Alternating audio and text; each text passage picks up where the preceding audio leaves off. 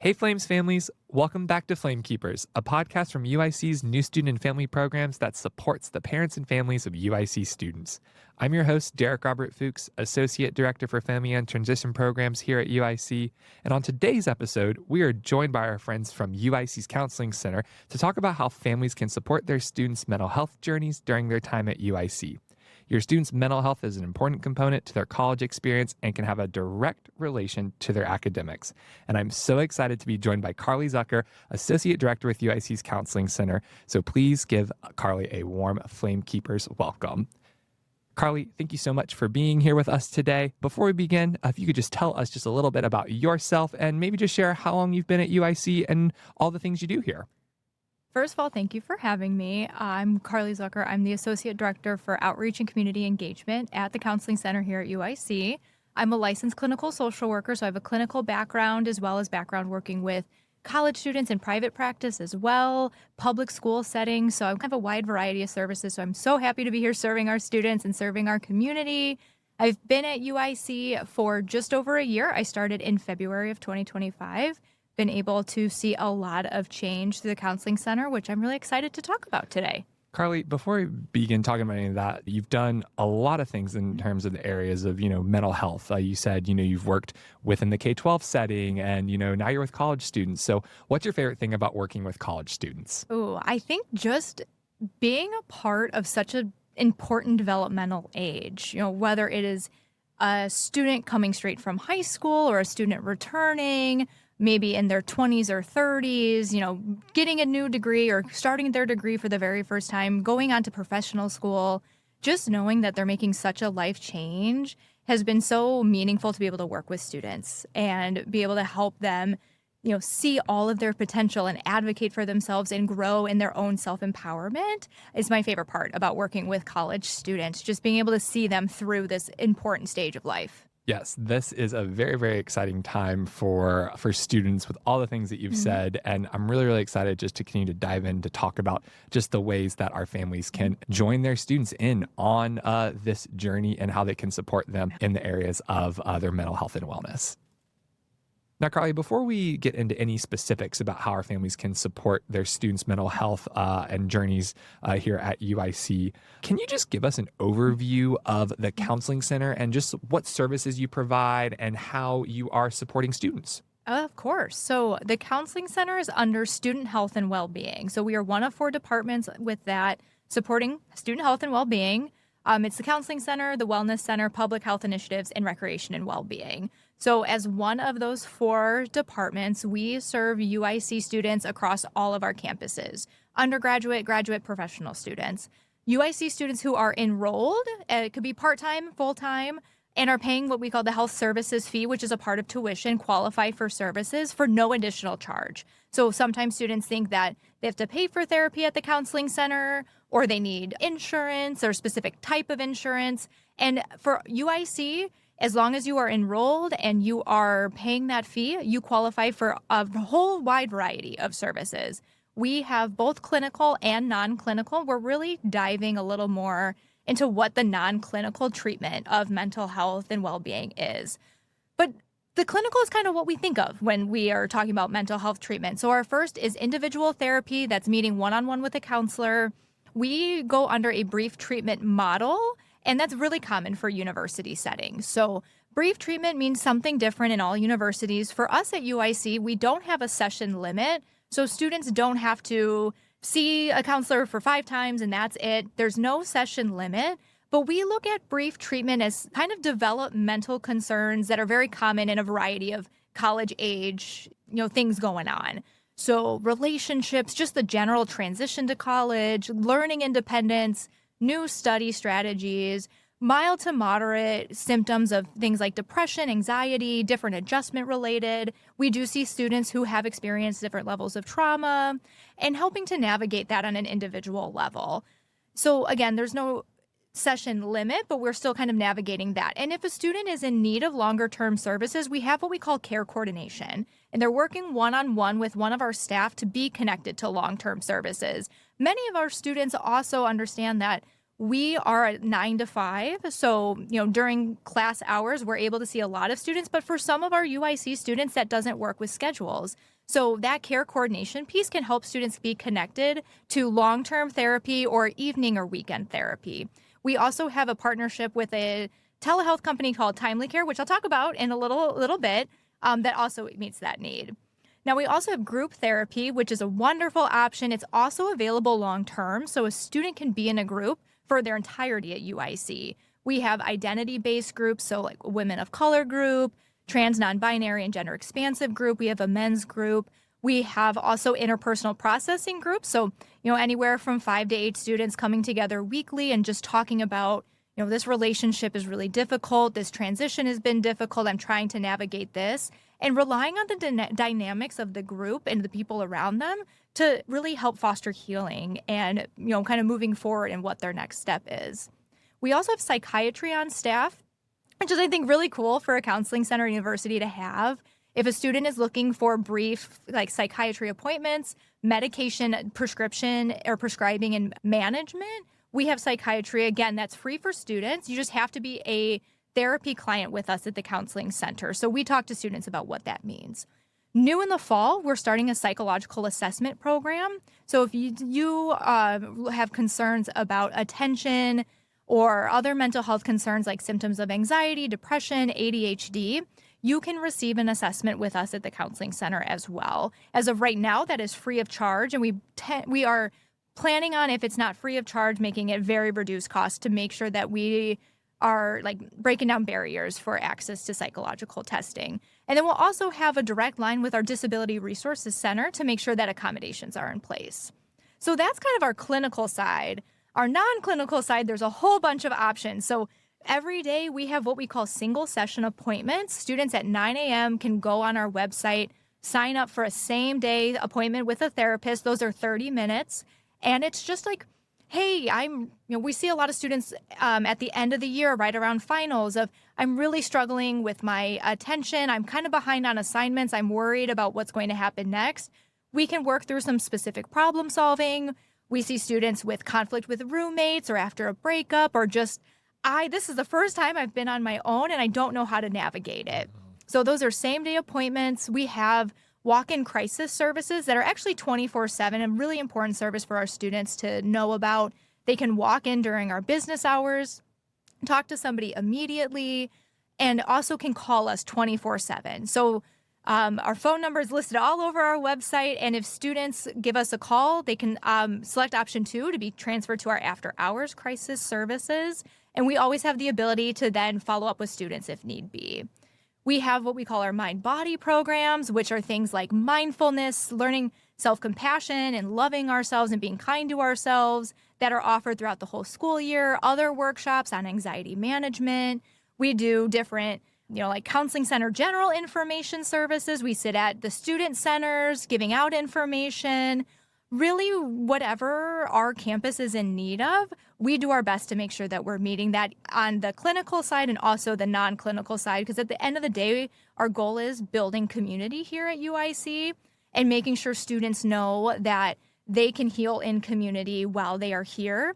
And our clinicians and our staff are all here to help support that and make sure they're being connected to cultural centers or student groups or whatever it may be so that they find their people.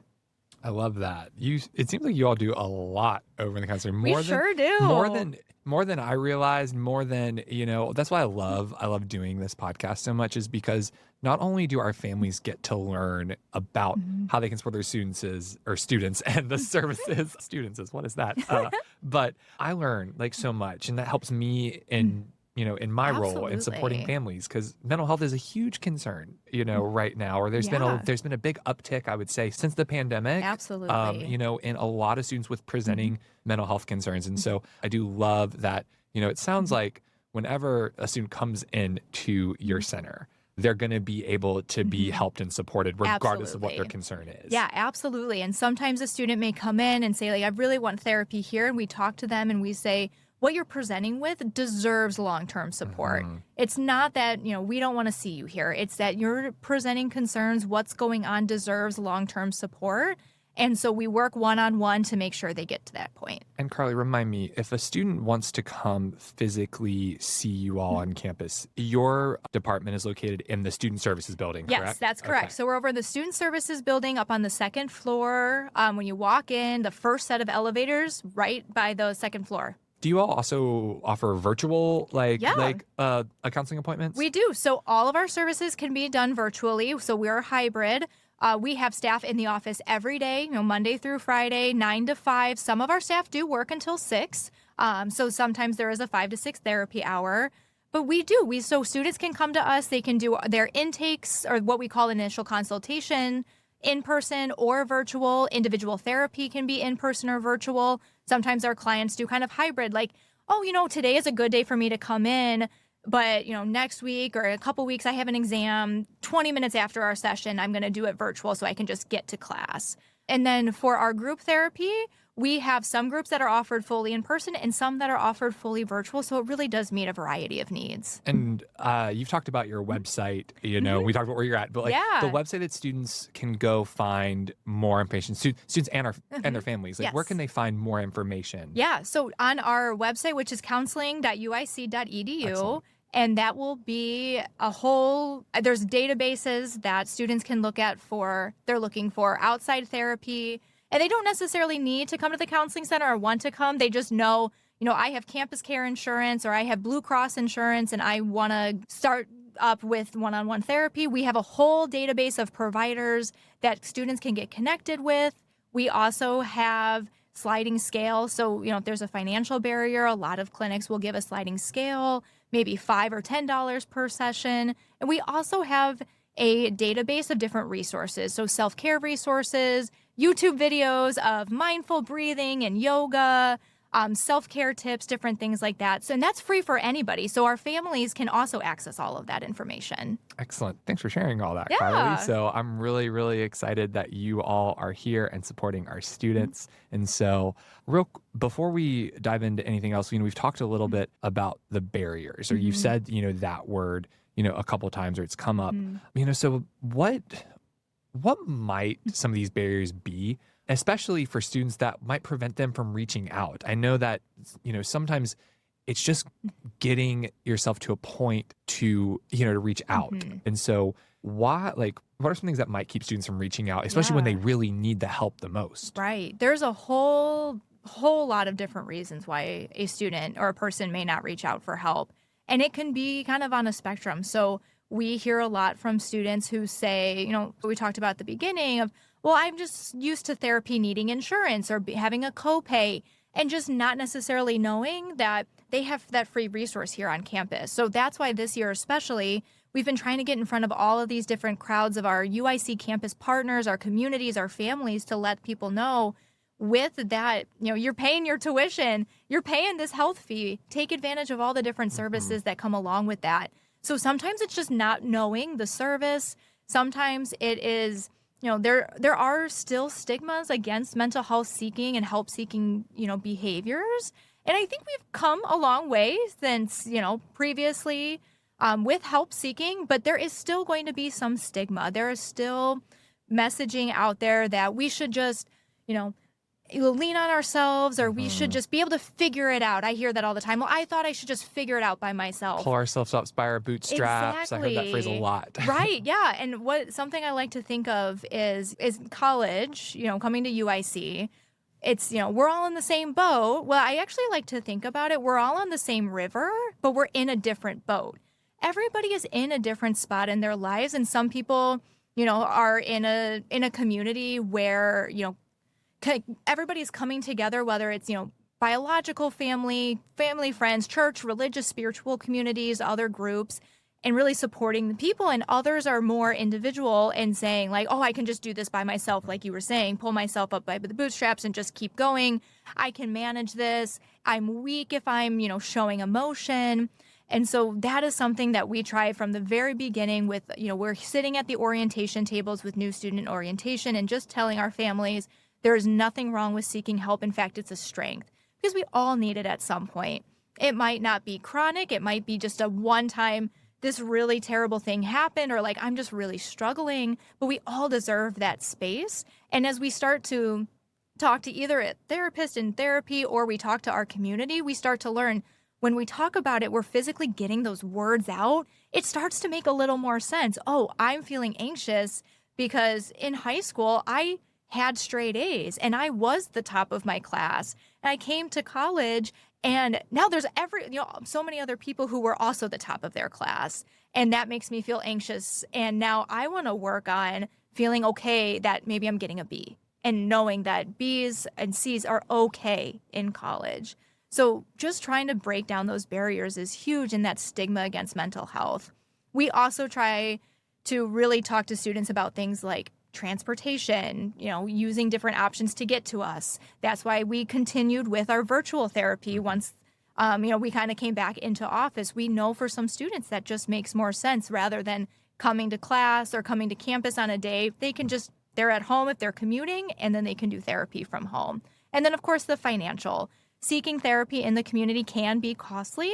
Sometimes it's not covered by insurance. So that's why being on campus, we make sure that all students and faculty and staff and our families know that this is a free service, regardless of what each student is taking advantage of. All of it is available. And this is one of the only times therapy is free. I tell people that all the time. This is one of the only times therapy would be free, even if it's just, I want a couple of sessions to learn some really solid coping strategies. That can open up so many doors to say, I see myself in a different light and I'm confident and I'm proud to then move forward. I would also like to say, and those things, you talked about the coping strategies and those things, hopefully they build on while they're here. Absolutely. Take them, it can take them further, when they're, when they're out of here because, people are not going to stop experiencing things. Exactly. The world's not going to stop turning. And even in college, I say this, you talk about, the river analogy, I say, just because students are in college, does not mean the world stops turning and there's not a protective shield. And, as much as we wish that were, it's just not the reality of things. And so I'm incredibly glad, to have folks like you and your staff on this campus and our families who are listening to this because they want to support their students and they understand that. Absolutely. And so, Carly, in what ways, what are some strategies, that you could maybe even share with families who might be, supporting their student, through their mental health journey, or maybe, we're recording this during finals week, but maybe they've experienced, their student has had a bout of anxiety and it's one of the first times they've experiencing that, or depression or something like that. So how can our families really come in and support their students? What advice would you give them? Yeah, I would say I encourage so much honesty and vulnerability. I know, as parents, we're wanting to set an example for our kids who are going to this next step or are, working really hard, and reminding them from the very, very beginning, during the college search or beforehand, that just like you were saying earlier, life's, right? Things happen, and college is a very challenging time for many students. It's the first time, even if they're living at home and commuting, they are, they're in class all day, and they are the ones who have to schedule their classes, and they are the ones who have to reach out to their professors when they're struggling. It's not that same style of high school. And so being honest about what that really means, when you do turn 18 or you go into this new setting, there's not the same level of that kind of support, but I'm still going to be here for you. And it's going to look a little bit different. And just, again, having those honest conversations of saying, it's okay if this is hard. It's okay if college is difficult. Yeah, and even having those conversations prior, you know what I mean, to, college, especially if you're a first year family, listening Absolutely. to this, you've got your first student going, to UIC, and we're super excited to have them. Welcome to UIC, everyone. Yay. But having those conversations early on, Absolutely. and just that college is it's difficult at times. It is. And it's different than any high school, any other school. Yeah. Right now, we're talking to clients about, our graduating clients, I should say, about the next step is going to be very different than this because, UIC or, being in college, you're in a dorm or an apartment and you're right down the street from your friends, and that's going to be a transition, just like coming to college is going to be a transition. And so starting as early as possible, I mean, the earlier the better, of just saying it's okay to struggle. And let's take a look together at what what UIC offers. What does it mean to get counseling? Oh, I see you have to call for an initial consultation. What is it like? Oh, we have a food pantry through the wellness center. Oh, it looks like you have to go. Some students need a little, that's just that extra support from, the parents or caregivers, loved ones that they trust the most. And as hard as it can be, being vulnerable can be so meaningful for a student who feels like they are experiencing this by themselves, to hear, oh, well, my mom, my dad, my grandmother, my auntie, whoever it may be, also had this anxiety or continues to have this. We call this a model of community, like cultural wealth. Yeah. Like, and I know that, some of our families, listening in, they might not know how to relate to the college experience because maybe they themselves, have not, pursued a college degree, and that's okay. But, students still need that support. And so, families like who are listening to this, like, you've got experiences that you've lived through, Absolutely. skills and coping strategies that you've developed just through your experiences. And like Carly is saying, your student wants to hear those things, wants you to share with them, how they've overcome things. Yeah. And so families, you're in a really beautiful position here. Yeah, And so absolutely. I love that you mentioned that lived experience. We talk about that just in the mental health world, in the, kind of social work, social services world, that when you have a lived experience, you relate on a different level. And so that's why it's so important. We talk, of course, we're clinical clinicians. We have a clinical license. We're doing this work.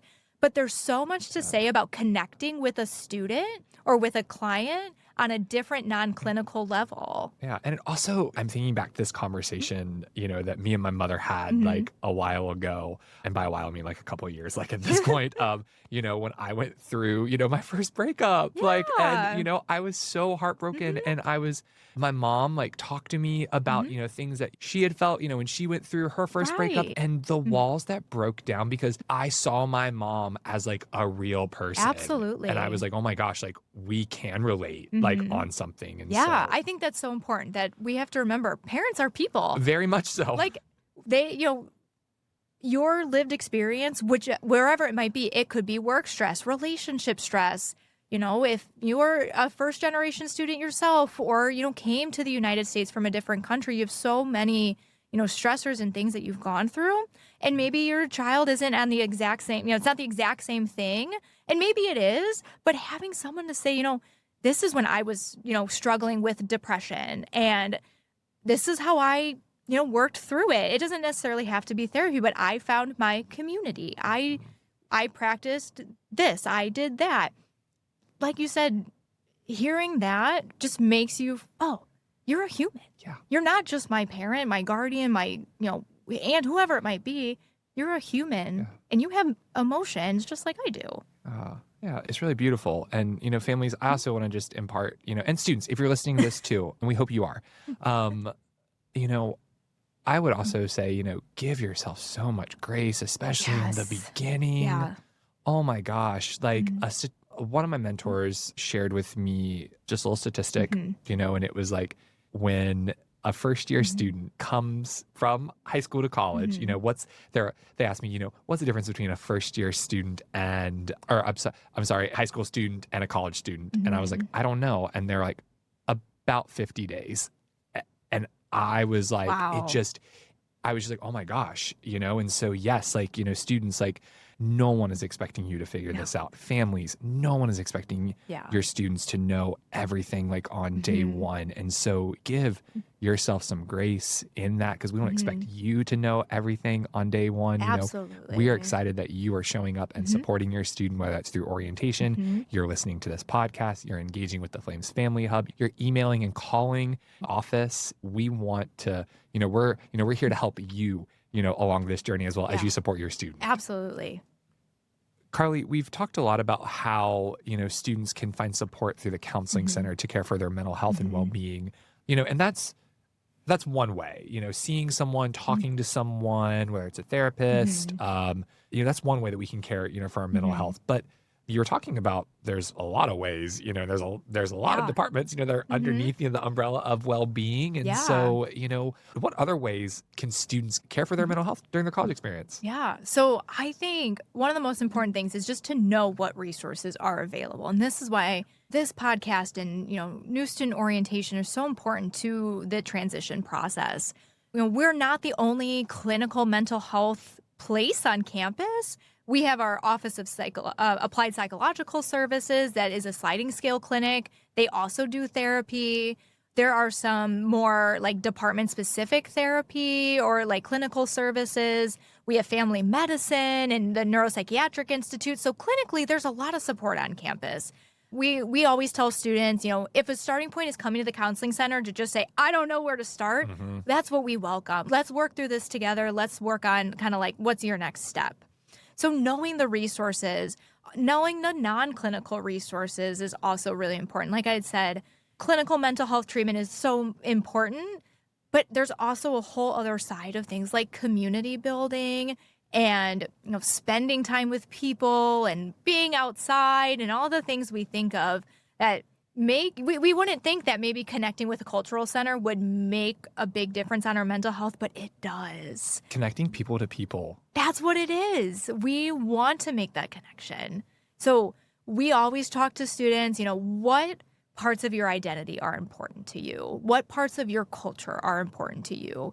And then finding things on campus or finding departments on campus that match that, or in the Chicago community. I mean, we are so fortunate to be in this urban environment where there is just, we've linked students to intramurals and beach volleyball and theater groups and general support like grief support groups or other support groups that are free for our community. So again, just another like really great reason to be here at UIC is that we have the city of Chicago at our hands too. So knowing the resources and knowing also that a lot of things are a Google search away, UIC counseling services, find the website, UIC Wellness Center, find the website and just get to know what else is out there. There's also some more like specific things when we think of coping strategies that we tend to talk about kind of across the board. We always think, again, community building is one of the most important things. Some other little day-to-day things that we can do and students can do, building a routine is so important. When we are by nature, we want a little bit of control and we want a little bit of like sense of what's coming next. And college is a time where it can really feel a lot of things are out of control. So it might seem small and silly, but I'm going to take a shower every night before bed. That seems like small and silly, but knowing you can look forward to that shower can make a big difference on I feel out of control with all of the assignments I have right now where I have 2 exams on the same day and I've just been studying, knowing to say I'm going to pause, it's my shower time, I'm going to focus on that. Yeah. Or having a routine meal time. It might be 8 o'clock breakfast with my friends in the dorm, or it might be meeting friends that are commuting in together. But just having a little set routine, whether it's, eating, staying hydrated, connecting again with friends or having some friend time, hygiene, doing like a little reading at night or a little journaling, or I like, here's my favorite TV show. I'm going to watch a little bit of it every night. Just something to predict. It makes us feel like we have a little bit more control, especially in a time where we don't necessarily have control of other things going on. Again, community is so important, being with other people with, shared identities, but also getting to know people who have differing identities and just learning about other cultures too is such an amazing part about being here at UIC and for mental health support as well.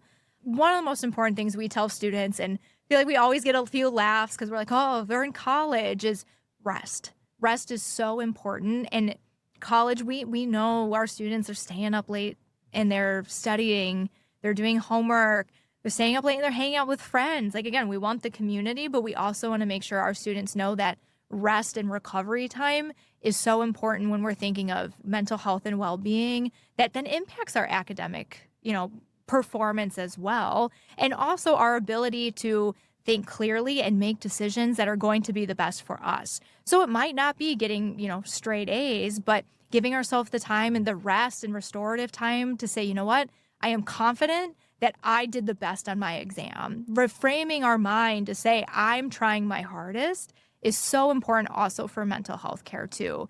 To say, you know, maybe we've been in, again, like a high academic environment where we've been really in competition, or we're like, I have to get A+ no matter what. Coming in and saying, like, you know what? Like you were saying, DR, like, I'm going to give myself some grace. Yeah. I'm okay. I'm going to try my hardest. And if the test doesn't go my way, I have learned to talk to my professor, and next time I'm going to do even better. Yeah, it's just something that came into my head when you were saying that, just like even decoupling like yourself, like from your identity from the action, like almost. So it's like, I know, for example, like I said a lot when I was in college, like, you know, like, oh, I'm a failure, like, you know, because of this, that, and the other. And it's like, no, like I am not a failure. I just did not do well on this exam. And you can, you know, you can say I failed this exam, like, you know, but it's like, just because that incident happened does not mean that I am a failure for the rest of my life. Exactly. Thinking it was a hard moment, but it doesn't have to be a hard life. No. Yeah. It is learning, again, lean on your support system, talk to your professors. I have found UIC professors are some of the most understanding people, regardless of there's accommodations formally in place. You let them know something's going on.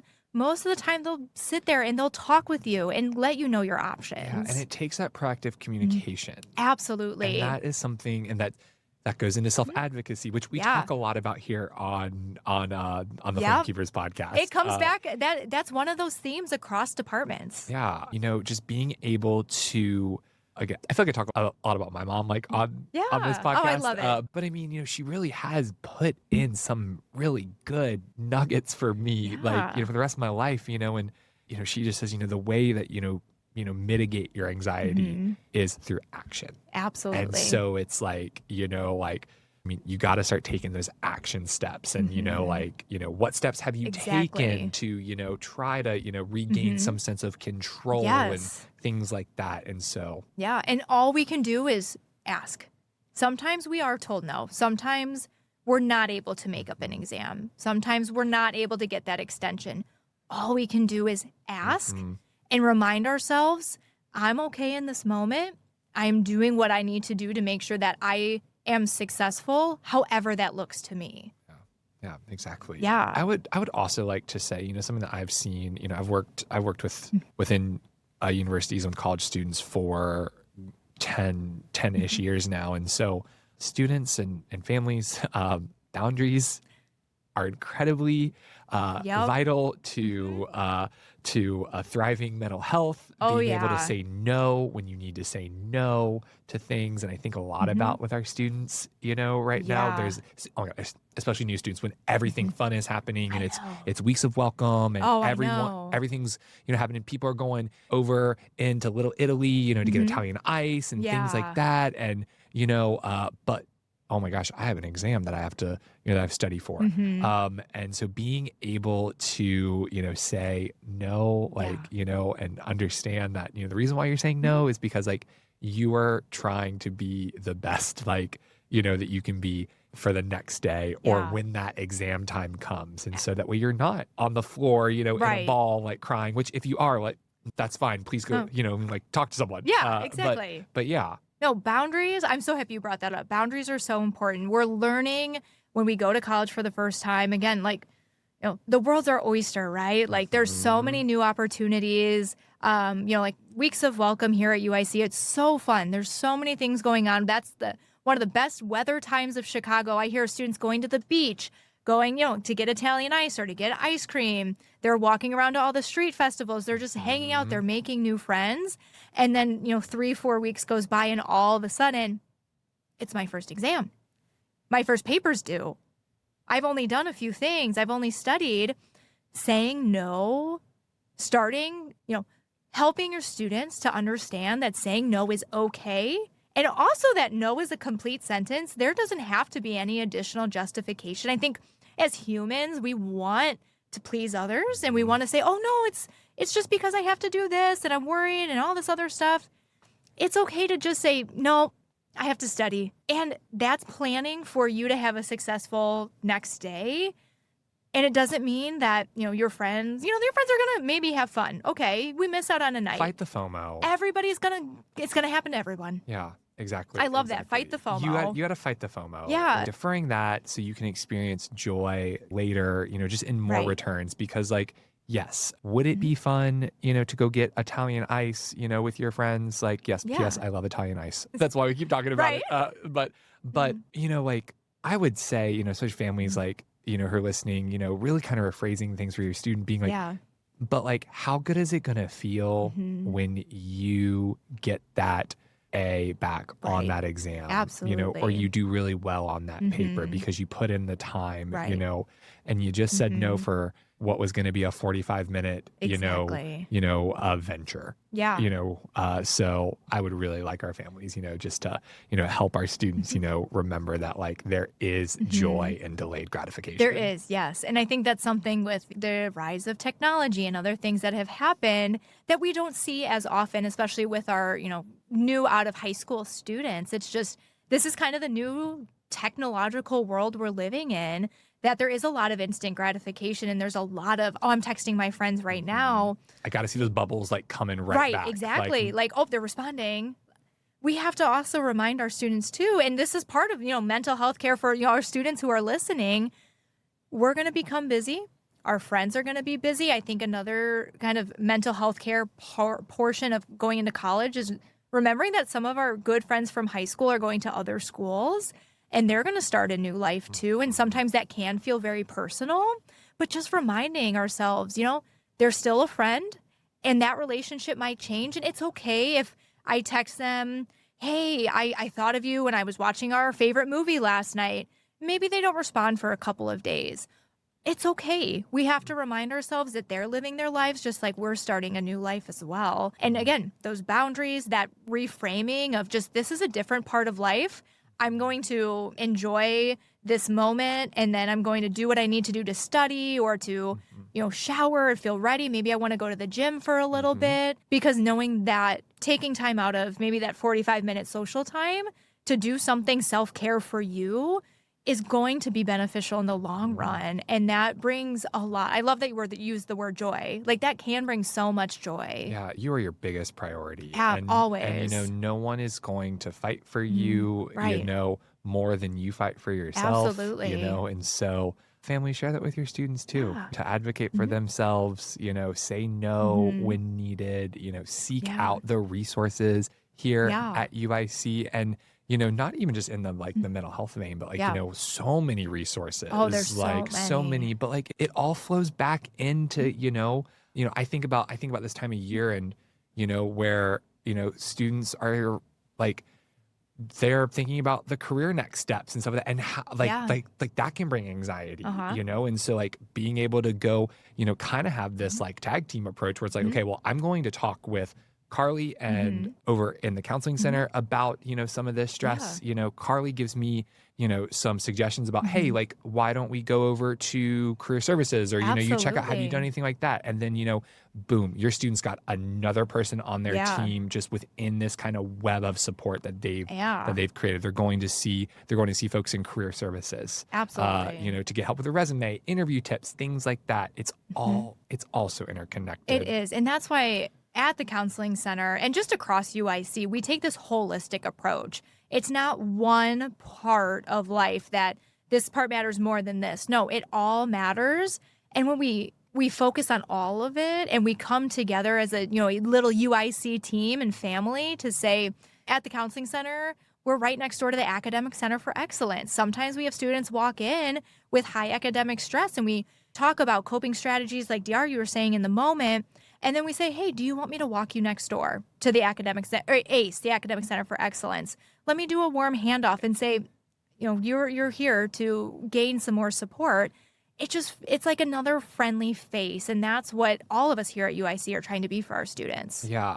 And the Student Services building where Carly's office is not in the building that we're currently recording in. It's a little bit away from the Student Center, but it is set up so well Yeah. to do exactly what you just said. I mean, you walk in and there are resources up on resources like Mhm. every single floor. Yeah. And so it is easy for you to walk someone, over, Absolutely. to ACE or to the dean of students Oh, office, yeah. like, Mhm. things of that nature. Yeah, And and so, we have offices, I think ACE and the Dean of Students specifically, or the Disability Resources Center, the DRC, they'll walk students to us. yeah. Or an academic advisor might walk with a student, Hmm. over. And just again, that warm handoff. Hmm. We aren't necessarily communicating with that staff about the student, but just hey, we're here together.